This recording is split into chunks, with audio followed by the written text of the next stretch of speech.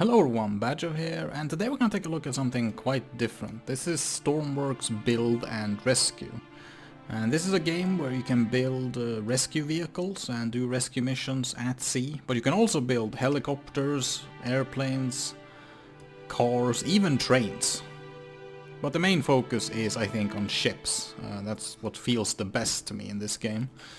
And they have done a pretty good job, I think. Surprised me even how good this game was. So basically it's a block building game. You build stuff out of blocks with your own imagination. You have buttons, you have rotors and many other, you have rotors for helicopters.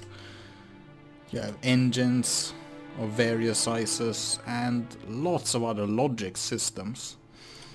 And the way this game works is that you have a surprisingly complex logic system underneath all this. So if we take a look, here we can see the power electrical diagram that supplies all the items that I have placed, engines, gearboxes and controllers. And here's how you link it all together. So yeah, there is a fair bit of... let's not look at that too much. So this is I call it the Nordland class. It's a multi-purpose vessel that's supposed to do everything. It's got good range. It's not the fastest ship around, but it's still capable of 33 knots, which I think is an alright speed. But it's got good fuel economy, and like I said, it can do everything. Smaller ships may get there faster, but they don't have the same amount of equipment as this ship does.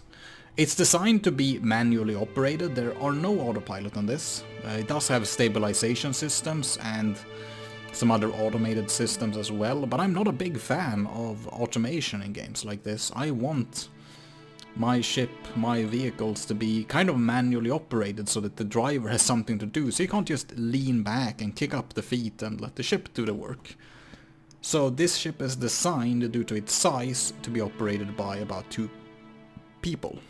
But it can obviously be operated by a single one. So we have a lot of things to take a look at. There we go, we get a bit of lag, and here we have the ship. We're in the Arctic biome, so we're freezing. So we are kind of limited on time.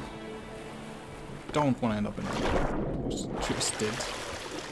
So now our cold is going down, so let's put on some winter gear. We have some in the storage. We'll come back to this later. We'll begin from the back. So here we have the helicopter deck. You can also submerge this, and you can lower, well, you can tow a ship on or some other item from the sea. We also have hatches with supplies. We have electricity for supplying helicopters and ships with low electricity from our own battery. We can refuel our own diesel tank on the starboard side here. We have an emergency hatch that leads to the engine room. We have a ballast tank.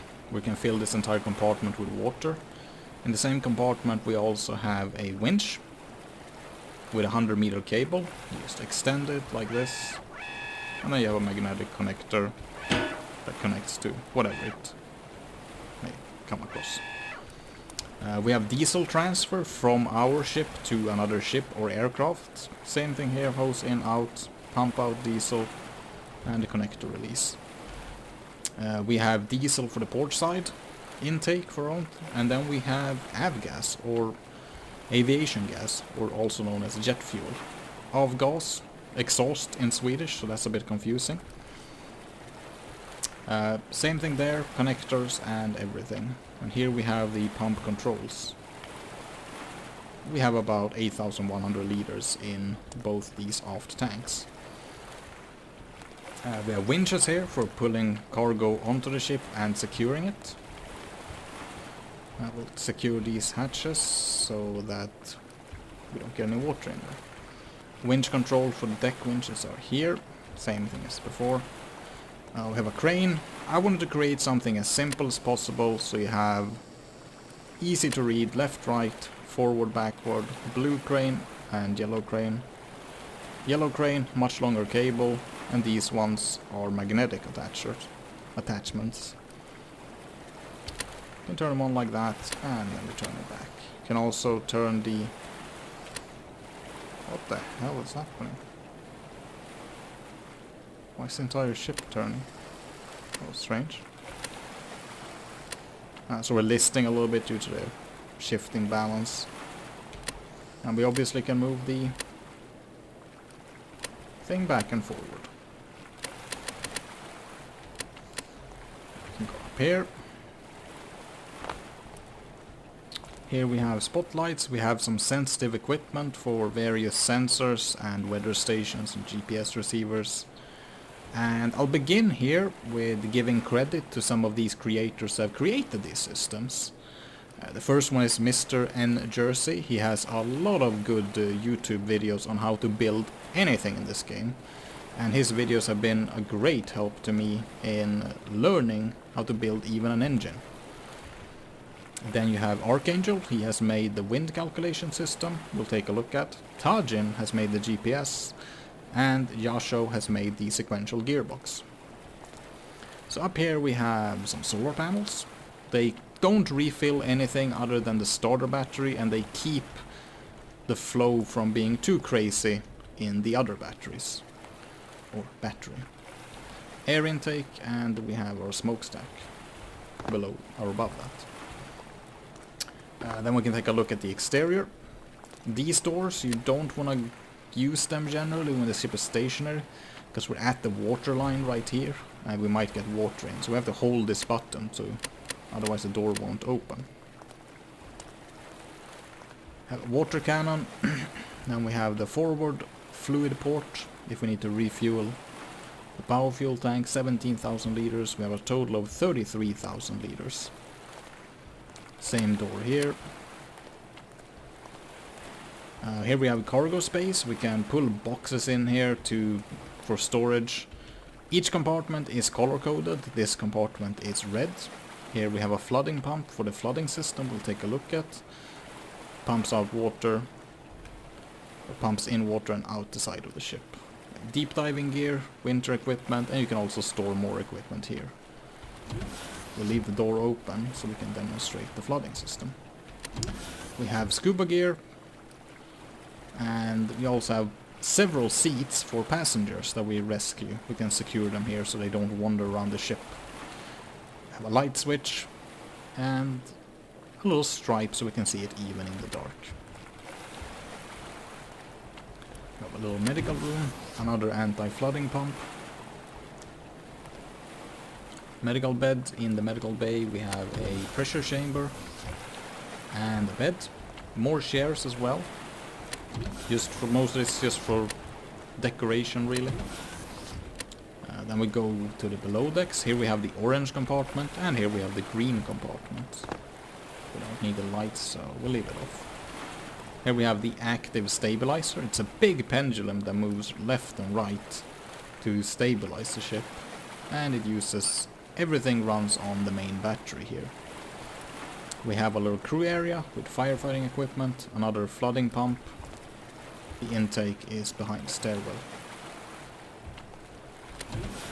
Sleeping area for the crew.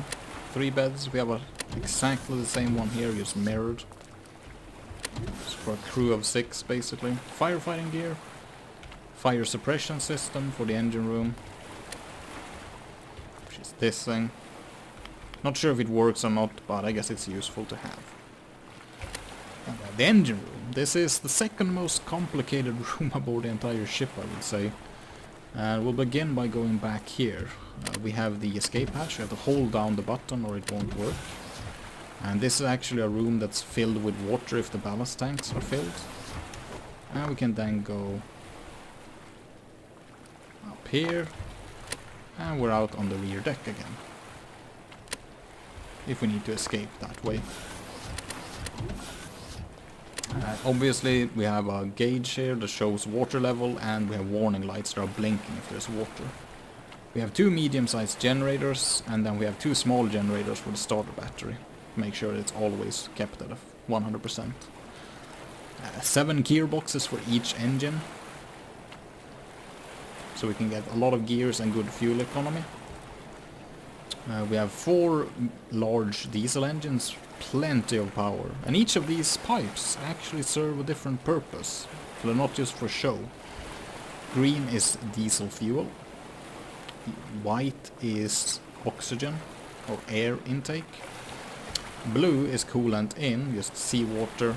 Red is coolant out. Pump that out the bottom of the ship.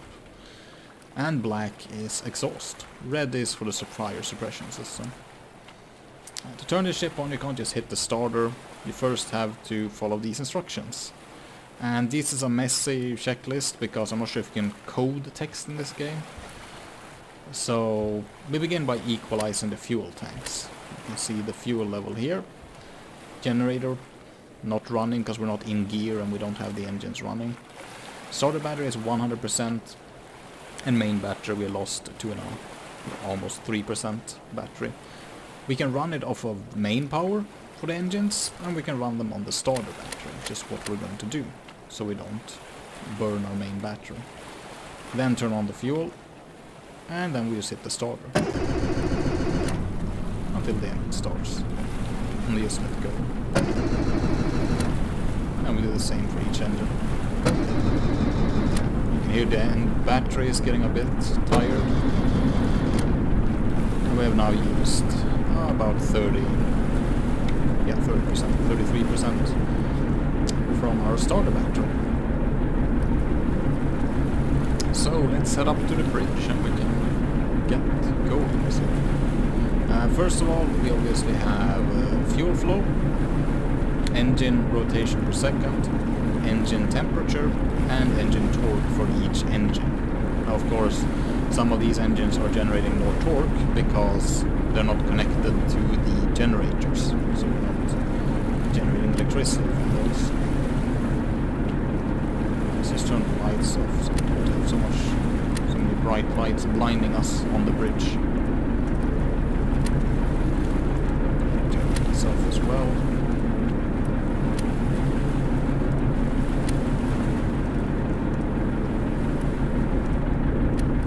Here we have the bridge. We'll begin from the back, but first we're going to turn on the heating. Then we have the stabilizer here. It's basically a diagnostics display, so we can see what the stabilizer is going to be stabilizing, so to speak. We have a spotlight on each side.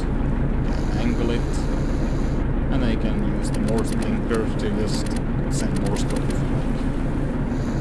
Leave them about 66, 68 degrees, so they're pointing in that direction. Leave them on.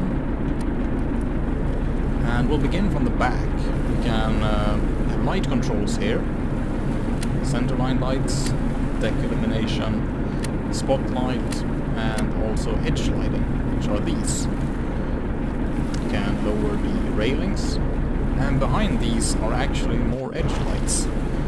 So you can now see the entire deck when you're coming into land with a helicopter, that you can see or judge your position a little bit more easily. You can also see if the ship is listing or not, depending on how things look.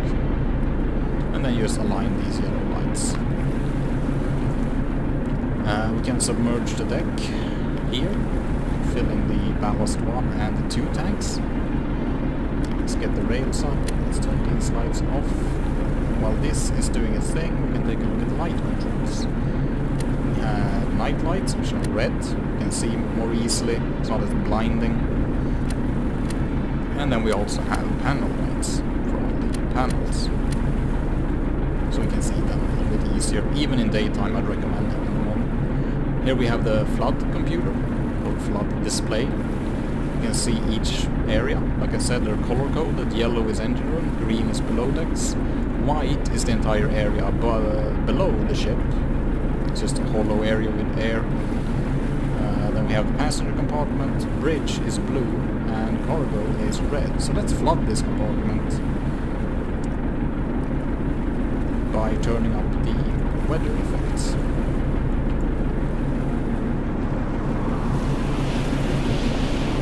You can see we could easily pull a boat on the submerged part of the deck. And there you can see the cargo compartment is now blinking and giving off an alarm. You can see we have a lot of water in there, and then it streams out again. Empty the ballast tank, and then we click the red button for the red compartment. And you will see that the water level goes down. Let's remove the storm. Once it goes underneath 100 liters of fluid in there, then the alarm goes off, so that a single splash wouldn't just turn it off. I'm gonna leave that on, so we don't get any more alarms. Here we have the weather stations. We're gonna turn the wind up again to 23%. And we can now see the wind direction. You can see the wind speed. Humidity at 7%, basically 7% fog, and 25% rain, which in this region is of course snow. Just for cosmetics, these things. And we have the radar. And this is actually a functioning radar. We have the radar dish up there with a sensor. When it detects something, it gives a little beep. It's obviously detecting the dock and the little terrain in front of us. So when it's really foggy, this could actually be useful to have on. Then first we're going to turn on the searchlights. And we have the navigator spots. First of all, we have the water cannon control. So we'll begin down here. Begin by filling the water tanks. You can see the pressure when we turn on the cannon, water tank, and then we just have a ticker to see how quickly we're draining. So if we take a look here, you can see that we are slowly draining. And there we have a water cannon. You can turn it right, left, pitch it down, and up. And then we can turn it off. And just dump the remaining water slowly. Anchor extension, we have a depth meter. Shows about 14 meters depth. Turn the anchor on and we can then see at around 14 meters the light will come on. And the magnet is now attached. Here you can see the stress on the magnet, so if you try to pull up you can see that it's generating a lot of stress. And eventually it will break. Here we have our GPS information, this whole system. Here we have our heading, which is currently where we are pointed. Bearing is where we need to go to reach our waypoint. So we're going to enter some nav data when we get going. Latitude and longitude coordinates, GPS distance, and estimated time of arrival in seconds. Then we get to the fun part, and this is the helm. We'll begin from the left. Propeller RPS showing 0 because we're not moving.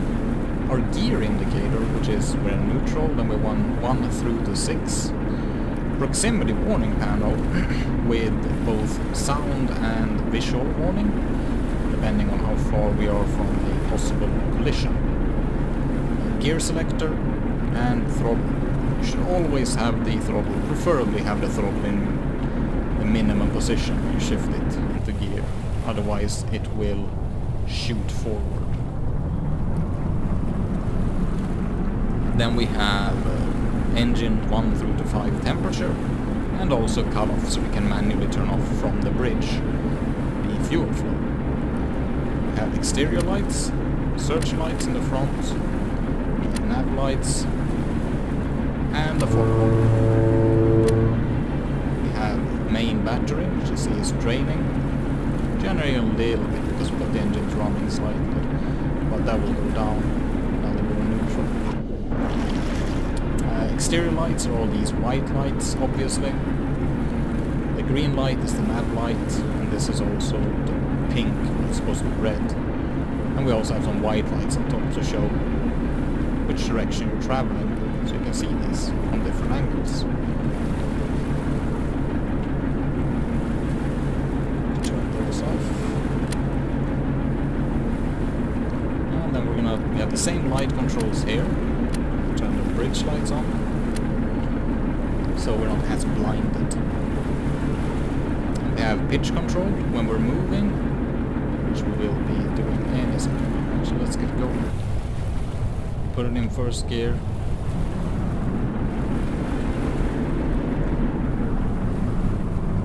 And then I first just want to demonstrate the depth warning and the proximity warning system. It's probably going to get a bit laggy when I do this.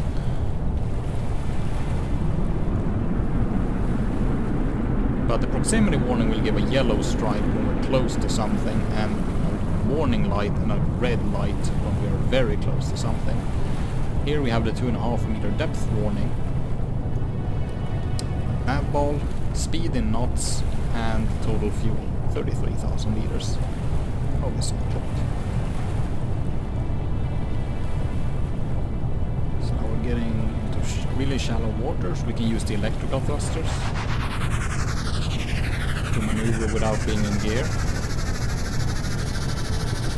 And there we have a front warning on the front right. It's detected something. Now the middle has detected something. There is the depth warning. And then we'll have the proximity warning. We're actually gonna go to dock, so we're gonna leave this. Turn this off for now. Let's get going.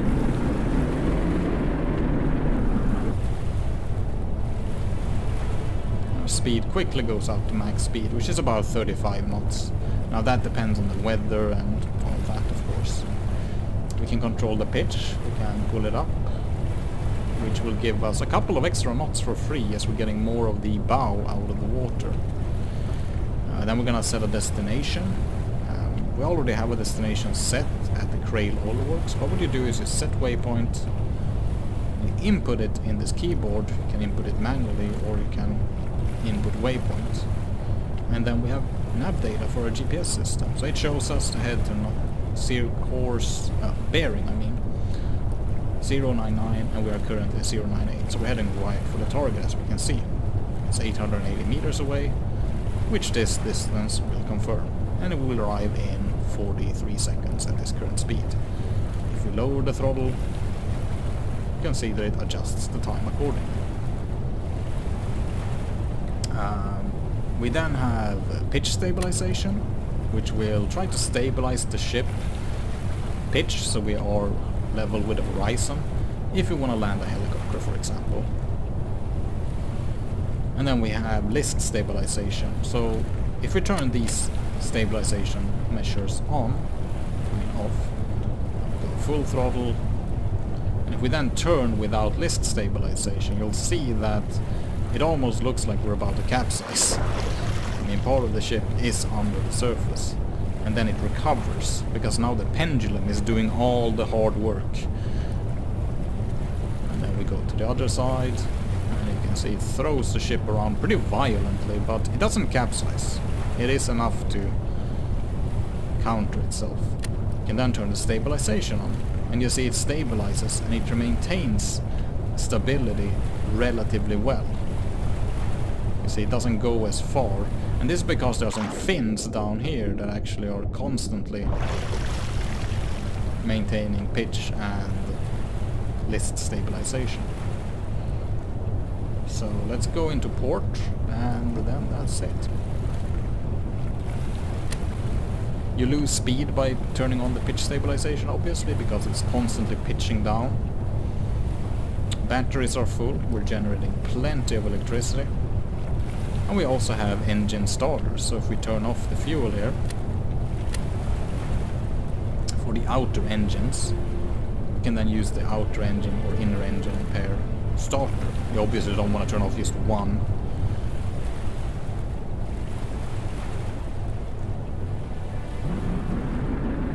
You can see that the propeller RPM is going down, or RPS.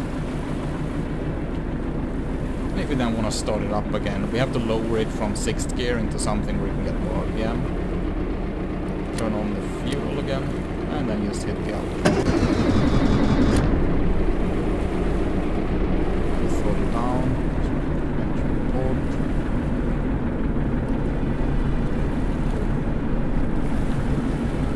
Turn on the warning system.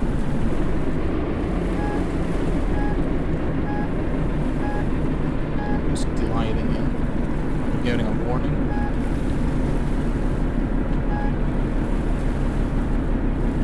See, we used a lot of battery trying to start the engines. Lights should have been on, but I turned it off. And so yeah, as you can see, you have no visibility backwards, so reversing this thing is a bit of a nightmare on your own. Constantly have to move back and forth on the navigation seat. So I would not recommend doing that. That's why I would recommend this to be crewed by 2 people at least. You can do it on your own like this if you like, but it takes some experience and patience, for sure. 2 warnings. We also have a warning in the front and in the rear as well.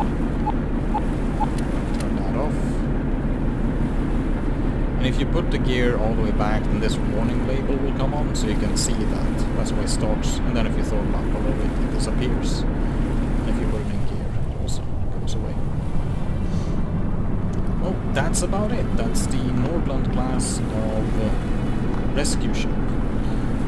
It's supposed to be very versatile. Any weather. You can handle any weather. Actually, let's go out to sea. This is what happens if you kick it in gear with power on. Don't want. So let's take it out to sea and then let's finish off this video. Maximum wind. And then we'll turn down fog. So this is supposed to handle any weather, day, night. Bringing passengers to safety, putting out fires, transporting passengers and large and small cargo, like I said, in any weather. And we have a glitch, I see. You can see on the bottom of the window. We had an update, so probably that's what caused it. As you can see, with both stabilization systems on, this ship remains very stable. But if we turn these off, then we'll be bobbing around in the water if we don't have speed. Which is fun as well. But I wouldn't recommend going at a high speed anyways.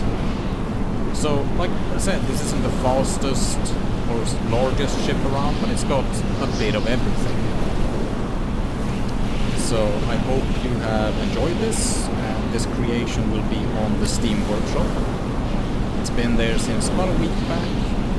Hope you check it out, and if you do, please leave a comment or something, and if you find something wrong with it, maybe you want me to add something, well, give me a suggestion. I'll always respond to every comment on there. So that's it for now. Bad joke.